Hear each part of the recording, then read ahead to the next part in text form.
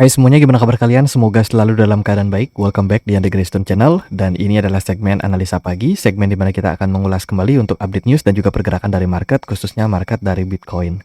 Teman-teman, saya lagi nggak di rumah ya. Kita akan update tetap sama teman-teman, walau apapun yang terjadi selama masih ada koneksi internet dan juga laptop. Hari ini kita berada di tanggal 29 Oktober 2025.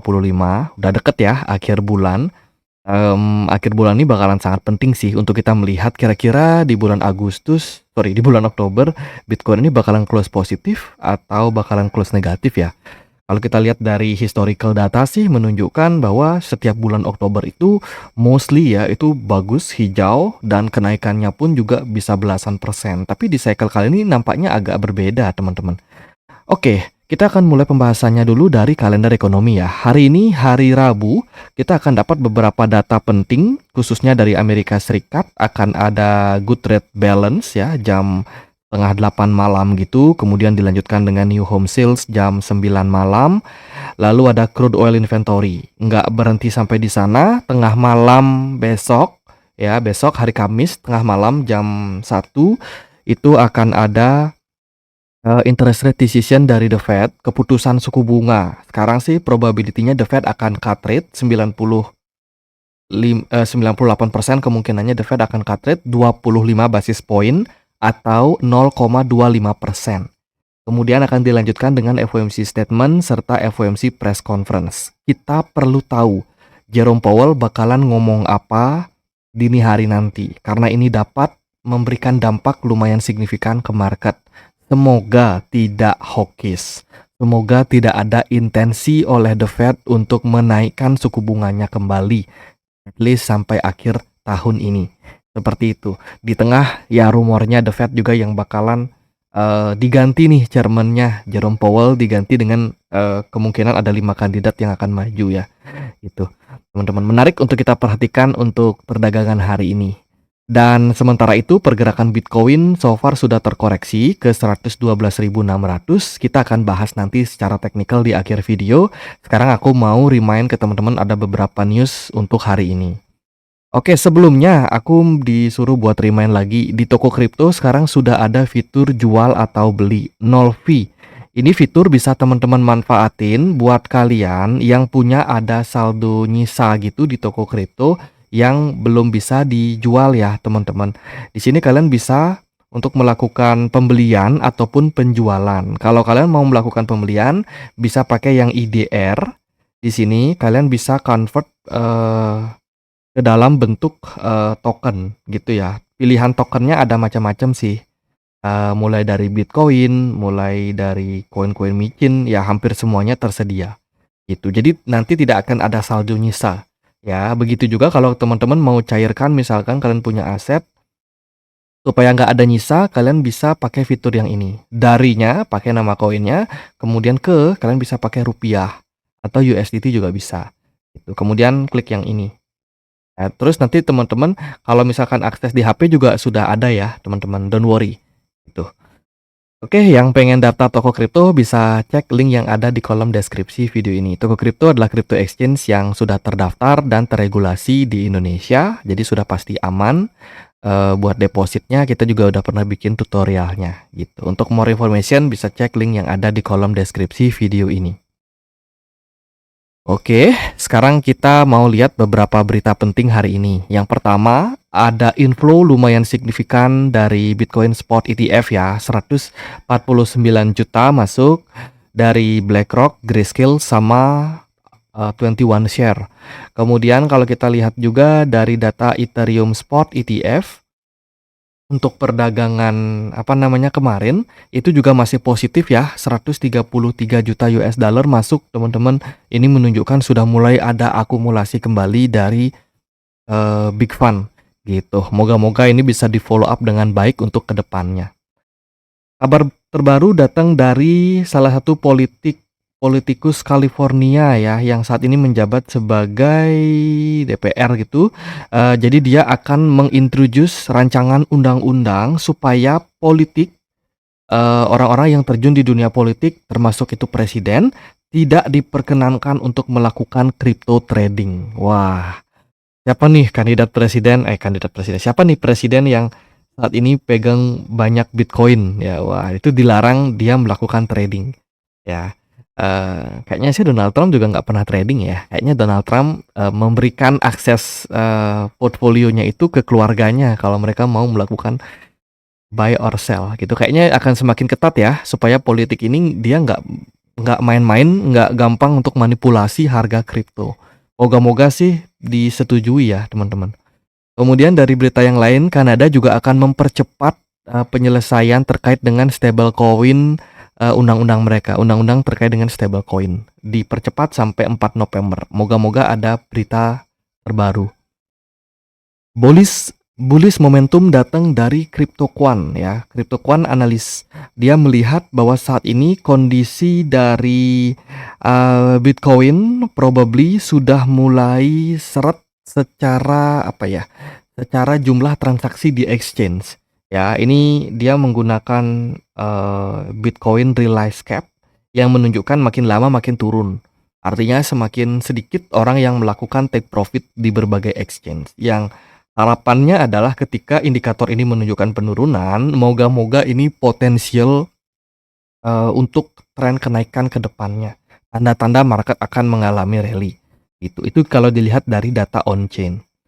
Kemudian pemberitaan terbaru juga datang dari Bitcoin Amerika yang terkait dengan Trump. Jadi ada salah satu company gitu yang terkait ya dengan keluarganya Trump baru aja melakukan pembelian 1.414 Bitcoin ya, meninggalkan meningkatkan perbendaharaannya menjadi 3.865 Bitcoin. Jadi terus diakumulasi oleh satu perusahaan yang terkait dengan keluarga Trump. Western Union, nah ini dia sekarang sudah join dengan Solana ya, untuk menjadikan Solana sebagai jaringan blockchain yang mereka pakai untuk 2026 ke depan. Berita bagus buat Solana.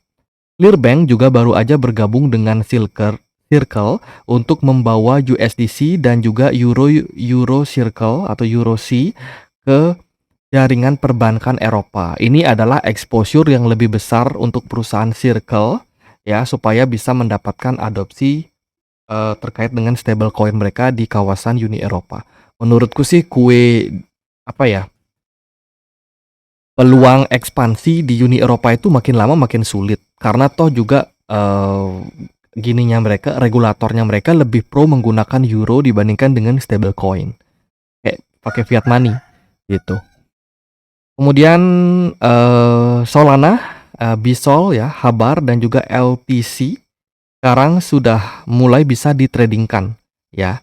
Mulai bisa ditradingkan dan sudah mendapatkan inflow. Paling banyak sih masuk ke Solana, teman-teman. Ini terkait dengan ETF ya. By the way, kemarin kita sudah info juga ETF Solana, Habar, kemudian Litecoin ini sudah mulai bisa untuk diperdagangkan.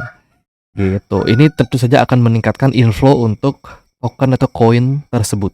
Oke, dari berita yang terbaru ada Shareplink ya, sekarang sedang bekerja sama dengan beberapa penyedia infrastruktur di jaringan dari Ethereum. Salah satunya itu ada EtherFi, Eigenlayer, sama Anchorage.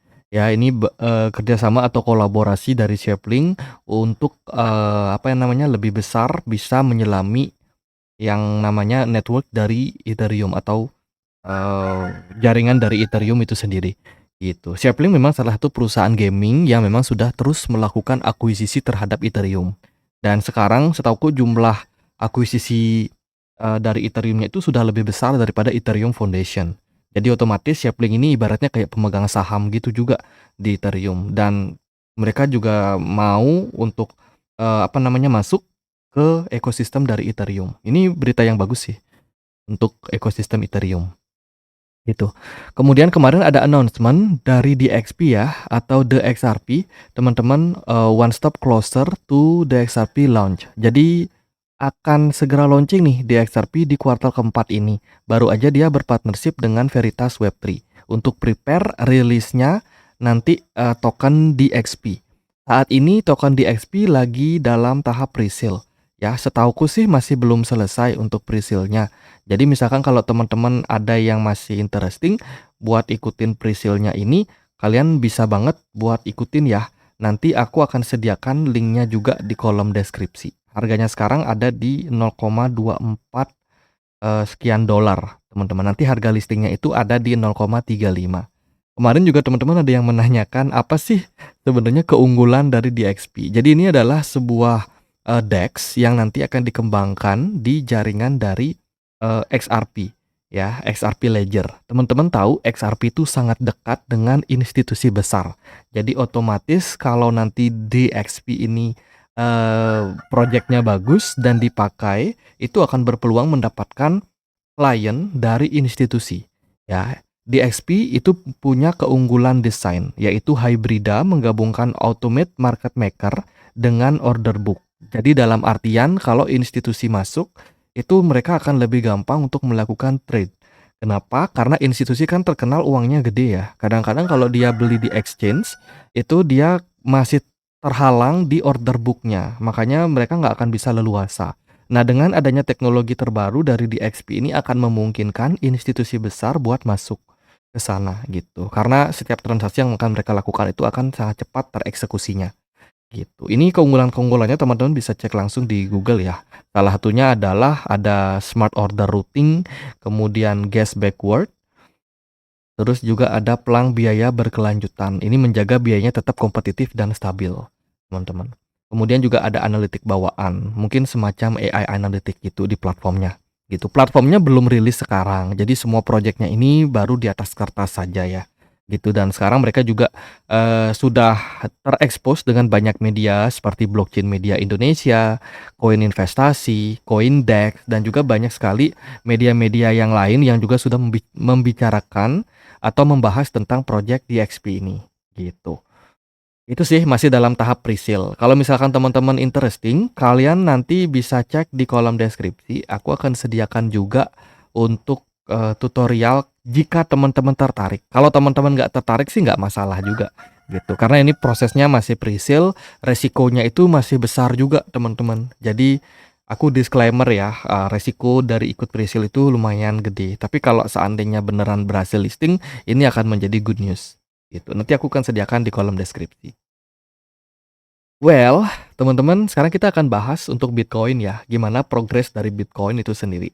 Saat ini Bitcoin lagi di 112.600. Kemarin kita udah selalu wanti-wanti ke teman-teman ya, ada gap yang terbentuk untuk Bitcoin kan dari CME-nya.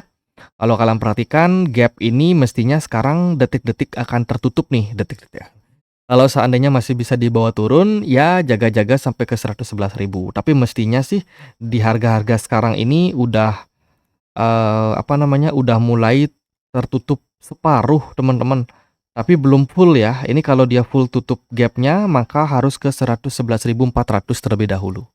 Gitu. Jadi masih ada peluang buat koreksi. Ekspektasi kita adalah setelah dia menutup gap tersebut, harganya kembali lanjut uptrend. Teman-teman, moga hari ini dikasih kesempatan buat uptrend. Sementara itu kalau kita perhatikan dari close daily kemarin, overall sih menurutku ada hammer ya. Memang kalau dia dikonfirmasi dengan satu candle merah saat ini, ya agak sedikit riskan juga sih. Ada probability juga untuk dia kembali melanjutkan fase penurunan. Tapi di sini mau aku tekankan juga ke teman-teman, ya nah ini kata-katanya adalah bila atau jika ya pergerakan dari Bitcoin ternyata turun di bawah 111.000, ini worst case scenario ya. Kita masih ada potensi buat Bitcoin melihat dia turun ke 107.000. Jika hal tersebut terjadi, itu. Kalau 107.000 ini dijebol gimana beli? Wah, biasanya kalau udah kayak gitu dia akan create penurunan yang lebih lanjut, teman-teman. Bisa aja 102.000 ya kita yang ketunda ini bisa aja tercapai gitu. Itu ada potensi seperti itu. Tapi ini worst case ya. Ini skenario terburuk seandainya kalau ada betting happen di tengah malam nanti kan ada Jerome Powell ya yang speech. Kalau seandainya Jerome Powell-nya hawkish atau ada indikasi yang negatif gitu ya, itu bisa menyebabkan panic selling juga pada Bitcoin gitu. Belum lagi kita belum mendapatkan kesepakatan dari China dan Amerika Serikat terkait dengan tarif. Ya, dan juga governance shutdown juga masih belum selesai. Itu juga masih bisa menjadi narasi negatif gitu. Nah, itu worst case skenario atau skenario terburuk. Tapi gimana kalau seandainya skenarionya bagus? gimana kalau seandainya Jerome Powell malah, dovish kayak gitu ya. Kalau seandainya si Jerome Powell bisa dovish ya dia, ya udah kita akan pangkas suku bunga, kita pastikan bulan Desember akan pangkas suku bunga kembali. Nah itu kan adanya sangat dovish ya. Kalau itu terjadi maka ekspektasi kita Bitcoin cuma mentok sampai 111.000 and then kembali melanjutkan fase bullish-nya, gitu. Karena secara structure ini saya melihat jangka pendeknya ini bagus buat dia naik. Gitu. Peluang naik buat Bitcoin cenderung lumayan gede, meskipun sebenarnya belum menutup kemungkinan juga bahwa Bitcoin ini masih bisa turun lebih dalam, tergantung situasi dari makroekonominya saat ini. Gitu. Beberapa dari kalian juga consider, beli ini kemungkinan nggak Bitcoinnya bisa inverse head and shoulders? Yes, ini kemungkinan ada inverse head and shoulders, makanya syaratnya Bitcoin ini nggak boleh turun di bawah dari 107 gitu. Selama Bitcoin nggak turun di bawah 107, ini akan menjadi momentum yang bagus buat dia bullish, teman-teman. Jadi ya oke lah kalau misalkan 111 ditembus, mungkin masih bisa turun ke 107, kesempatan teman-teman buat reakumulasi ya, gitu. Terus kalau dia bisa, mulai menunjukkan indikasi pantulan, ya hopefully kita harapkan dia masih bisa uptrend gitu. Kalau seandainya dia uptrend, maka target-target terdekatnya itu adalah menuju ke 126 ribuan something, gitu. Jadi intinya adalah, saya nggak bilang Bitcoin ini bearish ya, saya belum bilang Bitcoin ini bearish. Bitcoin ini masih koreksi, teman-teman. Target kita itu masih ke new all time high, tapi ini takes time. Ini perlu kayak beberapa bulan ke depan. Jadi nggak yang instan Bitcoin langsung all time high, ya. Jadi itu tolong untuk dipahami, karena banyak banget teman-teman yang baru join di channel ini, ya kan? Terus mengatakan bahwa, "Wah ini Bitcoin bearish," gitu. Belum tentu teman-teman, kalau saya bilang belum tentu. Kita masih butuh melihat, reaksi yang lebih nyata untuk pergerakan Bitcoin ke depannya, gitu. Jadi ya, that's it guys, I think buat Bitcoin intinya adalah koreksi Bitcoin sekarang ini masih wajar. Kalau seandainya dia mau koreksi dulu, memang area 113.000 sampai dengan 111.000 ini wajar buat dikunjungi. Andai kata kalau trennya agak sedikit kuat tekanan jualnya, boleh jadi tuh 107 bakalan diuji sama Bitcoin, gitu. And then kita expect ada potensial dia rally ya, naik gitu. Cuman kalau seandainya hal tersebut tidak terjadi, ada bad news yang tiba-tiba muncul dan Bitcoin sudah turun di bawah dari 107, wah itu jangan-jangan 102 bakalan dikunjungi gitu. Tapi kalau kita bisa bicarakan tentang persentase ya, saya rasa 70% kemungkinan Bitcoin ini bakalan retrace saja untuk naik ke depan. Sementara saya masih menyisakan 30% kemungkinan Bitcoin masih bisa turun sampai 102 ribuan something.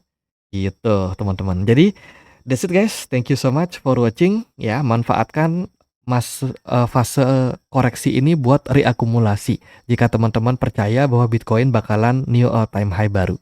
Gitu. Oke, sekian aja untuk video kali ini. Semoga bisa bermanfaat. Akhir kata saya Andre, makasih. Mungkin nanti kalau ada kesempatan kita bikin live lagi siangnya atau sore. See you guys.